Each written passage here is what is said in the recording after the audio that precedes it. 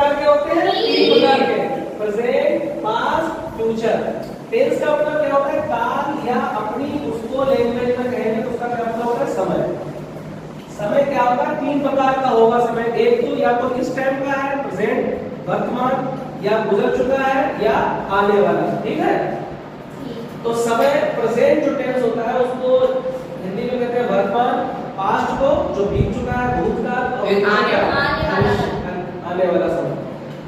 फिर हर टेंस के कितने प्रकार होते हैं? 4। हर टेंस के 4 प्रकार होते हैं। हर टेंस के 4 प्रकार। यहाँ पर हम पी लिखे, इसका मतलब प्रेजेंट है। ठीक है? प्रेजेंट इंडेफिनिट, प्रेजेंट इंडेफिनिट के बाद दूसरे नंबर पे प्रेजेंट कंटीन्यूअस। ठीक है?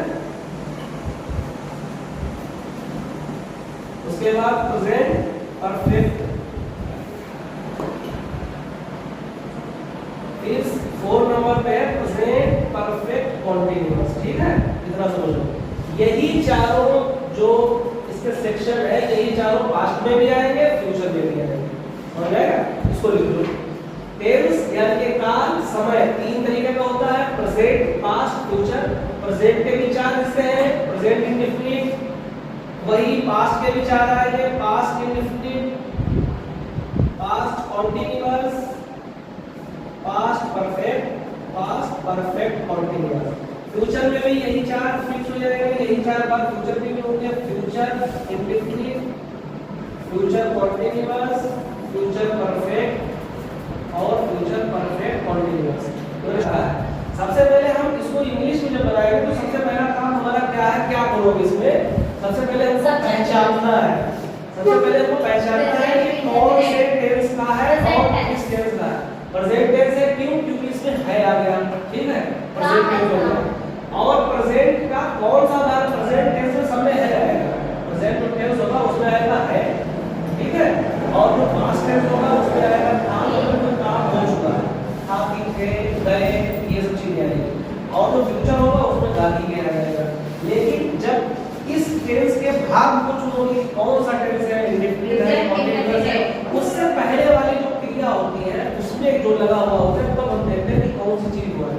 अब इसमें आ रहा है इसका मतलब प्रेजेंट है, लेकिन प्रेजेंट का कौन सा भाग इंडेफिनिट है, कंटीन्यूअस है, परफेक्ट है, या अब ता आ गया तो हम पहचान बता चुके हैं। जिसमें ता आ जाता है तो वो क्या होता है? Present indefinite. और प्रेजेंट इंडेफिनिट का बनाने का जो रूल है वो थोड़ा दिमाग में लगाओ कि सबसे पहले क्या लिखना है? सब्जेक्ट लिखना है, वर्ब लिखना है, फिर ऑब्जेक्ट लिखना है। उसके अलावा अगर हेल्पिंग वर्ब नहीं होते हैं तो उसके बाद वो बन जाएंगे।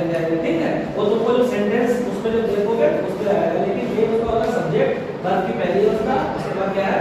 आती है।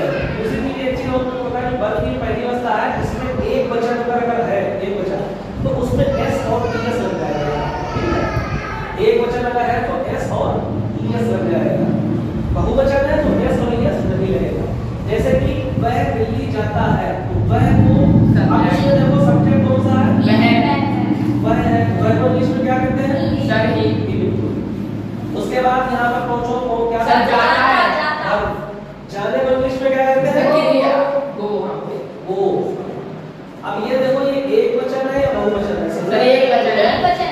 एक वचन है तो हमने कहा एस या ईएस लगेगा। तो ईएस उसमें लगता है जिसमें लास्ट में वर्ब में ओ ई ये वगैरह आती है, उसमें ईएस लग जाएगा। मतलब वोवेल्स जिसमें आते हैं उसमें क्या लगेगा? ईएस लग जाएगा। तो ईएस लगेगा इसमें ईएस लग जाएगा। ये हो जाएगा गोस। ठीक है? अब उसके बाद क्या है? ऑब्जेक्ट। ऑब्जेक्ट क्या है? दिल्ली।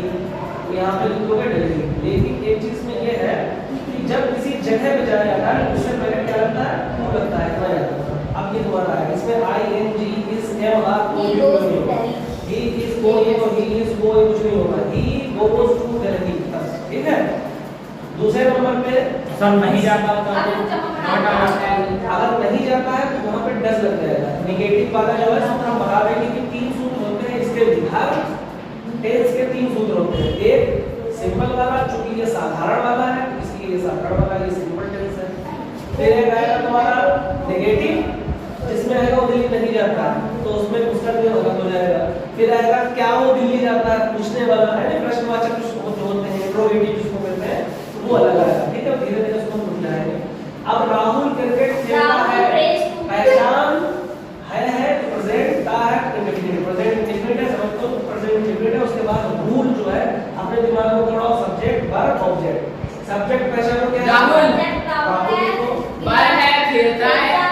और ऑब्जेक्ट है वो क्रिकेट। उसके बाद क्या लिखना है? Play। Play। क्या करना है? Play। प्ले लिखना है, पहले प्ले लिखना है, ठीक ऐसा है। लगेगा। अब देखना है एक वचन है इस लगा दो, play. Plays to cricket। Cricket, ठीक है। सर टू क्यों लिखा?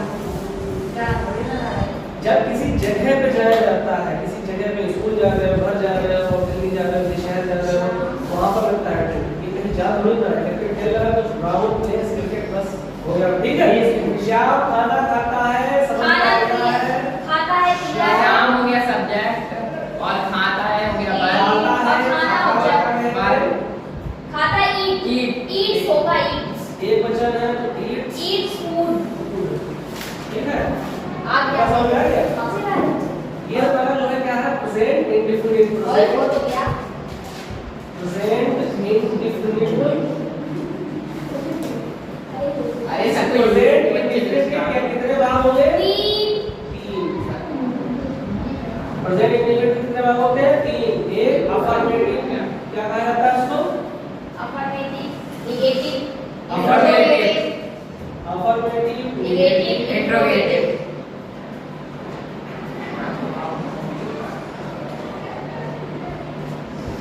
इंटेरोगेटिव, ठीक है। अफर्मेटिव को हिंदी में क्या कहते हैं? साधारण, यानी कि सिंपल बात जो साधारण होती है। जैसे कि बनाए थे साधारण में। नेगेटिव नकारात्मक, सर नहीं होगा इसमें। कहीं पर नहीं आएगा, ठीक है, नकारात्मक Not मतलब। नॉट आएगा। इंट्रोगेटिव यानी प्रश्नवाचक, पूछने वाले शब्द आएंगे उसमें, ये सर यहाँ पर गया। ठीक है। इसमें साधारण बात सीधा सिंपल होगा। वो दिल्ली जाता है, वो खाना खाता है, वो क्रिकेट खेलता है, घर जाता है, वो पढ़ता है, इसमें लिखता है। not लगता है। इसमें वो दिल्ली नहीं जाता है, वो खाना नहीं खाता है, वो घर नहीं जाता, ये चीजें। इसमें क्या वो दिल्ली जाता है, क्या वो खाना खाता है, ये चीज समझ में आ गई? वो क्या करता है? क्या बात है? हाँ, वो क्यों खाना खाते हो, वो क्यों दिल्ली जाते हो? प्रश्नवाचक, जिसमें पूछने का कोई वर्ड आ जाए, क्वेश्चन वर्ड आ जाए, वो प्रश्नवाचक। लेकिन लास्ट में तुम्हारा ता है, की है और ते ही आना है, ठीक है। इसका बनाने का जो रूल होता है वो देखो, इसका बनाने का जो रूल है वो हम तुमको बता चुके हैं। सब्जेक्ट प्लस वर्ब की पहली अवस्था, उसके बाद अगर एक वचन है तो एस और ईएस लग जाएगा, उसके बाद ऑब्जेक्ट, ठीक है। इसको ऐसे सिंपल लिख लो। नकारात्मक जो नेगेटिव है उनको बनाने का रूल क्या होता है? सबसे पहले सब्जेक्ट, एक वचन अगर है तो डज नॉट, यहाँ पे हम लिख के दे रहे हैं, अगर एक वचन है यानी सिंगुलर है तो डज, और अगर प्लूरल है, बहुवचन है तो क्या आएगा? डू, ठीक है। हाँ, करना पड़ेगा, थोड़ा लिख दे डज। हाँ सर लिख दीजिए। यहाँ पे सिंगुलर लिखना है, ठीक है। यहाँ पे बी बना देंगे, प्लूरल यहाँ पे बहुवचन, उसके बाद नॉट, उसके बाद वर्ब, फिर ऑब्जेक्ट, ठीक है। ये हो गया। अच्छा सिंगल हुआ तो 10 लगेगा, प्लूरल होगा 2। उसके बाद प्रश्नवाचक में क्या है? प्रश्नवाचक के बनाने के दो रूल होते हैं। अगर क्या वाले शब्द पहले आ जाए, मतलब क्वेश्चन वर्ड अगर पहले जाता है, जैसे क्या वो खाना खाता है, ठीक है, क्या वो खाना खाता है, क्या वो दिल्ली जाता है, जिसमें क्वेश्चन वर्ड पहले आ जाता है तो उसमें डू या डज पहले आ जाएगा। क्या आ जाएगा? डू या डज पहले। यही पूरा जो वाक्य है, यही वाला पूरा, यहाँ पर डू या डज पहले आएगा। अगर एक वचन है तो डज पहले ले आओ, बहुवचन है तो डू पहले ले आओ, उसके बाद आएगा सब्जेक्ट, ठीक है। उसके बाद वर्ब, फिर ऑब्जेक्ट। अब कुछ नहीं करना है इसमें। प्रश्नवाचक में थोड़ा घुमा दिया जाता है, ये वाले जो वर्ड है डू या डज, ये यहाँ पे आ जाएगा सब्जेक्ट से पहले, बाकी सब ऐसे ही उतर जाएगा तुम्हारा। इसमें और इसमें कोई ज्यादा अंतर नहीं होता है। और उसके बाद अगर प्रश्नवाचक शब्द बीच में आते हैं, जैसे कि वो क्रिकेट क्यों खेलता है, तो क्वेश्चन वर्ड जो होता है, क्यों जो क्वेश्चन वर्ड है, क्यों, वो क्या है? बीच में आ गया है, तो उसमें उस चीज की पहले यहाँ पर लग जाएगी, मतलब इंग्लिश लिख दी जाएगी क्वेश्चन वर्ड की। उसके बाद पूरा ये सेम उतार दिया जाएगा।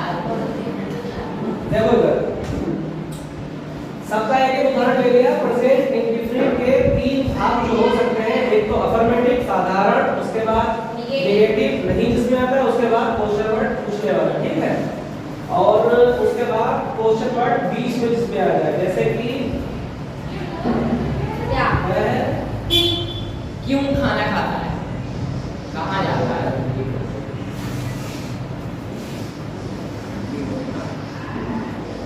ठीक है। बस इसके अलावा तुम्हारा उसमें कुछ नहीं होगा। अब देखो राम बस से स्कूल जाता है, सबसे पहले आपको तुम्हारे पे क्या करना है, एक चीज और ध्यान दो, ये सब तुमको बिल्कुल इसी तरीके से मिल रहा है, तभी तुम्हारे समझ में आ रहा है कि प्रेजेंट इंडेफिनिट है। अगर 6 एग्जांपल अगर तुमको अलग-अलग दे दिए हैं तो तुम फिर पहचान नहीं पाओगे कि क्या है, इसलिए बहुत जोर दे रहे हैं इस चीज पर ध्यान दो, इस चीज पर ध्यान दो। तुमको लग रहा है कि तुम मालूम हो, लेकिन अगर 10 सेंटेंस ऐसे दे दें जिसमें इंडेफिनिट का भी हो, कंटीन्यूअस का भी हो, प्रेजेंट का भी हो, फ्यूचर का भी हो, इतनी नहीं बचा पाओगे। हम इसलिए एक बार देखो, समझते रहो, है प्रेजेंट है, ता इंडेफिनिट है, इतना नहीं हो, इतना ध्यान देने देखो नहीं पहचान पाओगे, बता रहे हैं आपको, अभी देंगे भी नहीं पहचान है तो प्रेजेंट, ता है इंडेफिनिट। उसके बाद सीधे रूल पे जाओ, सबसे पहले क्या करना है, सब्जेक्ट हमारा नाम हो जाएगा, लिखो सब्जेक्ट के बाद वर्ब वर्ब जाता है, जाता है, वो वो कहते हैं वो, एक वचन में